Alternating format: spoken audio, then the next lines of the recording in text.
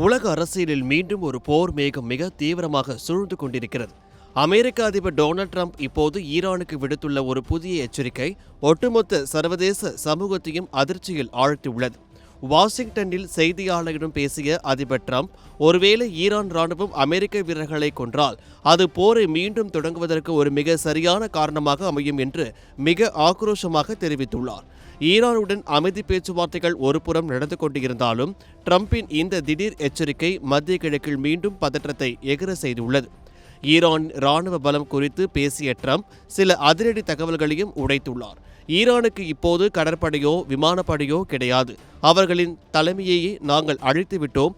ஈரானின் 159 போர் கப்பல்களும் இப்போது கடலின் அடியில் கிடக்கின்றன.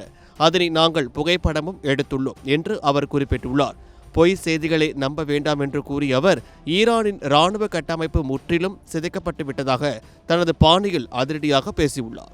இன்னொரு பக்கம் அமெரிக்காவிற்குள்ளேயே ட்ரம்பிற்கு ஒரு புதிய அரசியல் நெருக்கடி உருவாகியுள்ளது.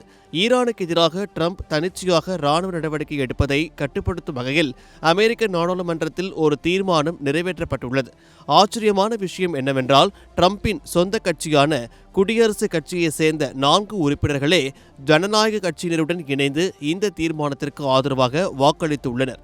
இதனால் கடும் கோபமடைந்த ட்ரம்ப் இந்த வாக்களிப்பை அர்த்தமற்றது என்றும் நாடாளுமன்ற உறுப்பினர்களின் செயல் தேசப்பற்றது என்றும் தனது சோசியல் மீடியா பக்கத்தில் கடுமையாக சாடியுள்ளார். இது ஒரு புறம் இருக்க, உலக பொருளாதாரத்திலும் ட்ரம்ப் ஒரு மிகப்பெரிய அணுகுண்டை போட்டுள்ளார்.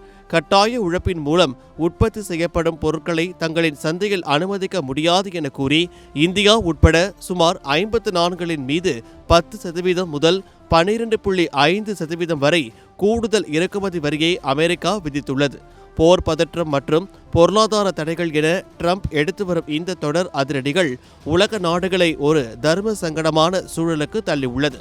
ஈரானுக்கான ட்ரம்பின் இந்த இறுதி எச்சரிக்கை அமைதியில் முடியுமா அல்லது மீண்டும் ஒரு நேரடி மோதலுக்கு வழிவகுக்குமா என்பதை நாம் பொறுத்திருந்துதான் பார்க்க வேண்டும்.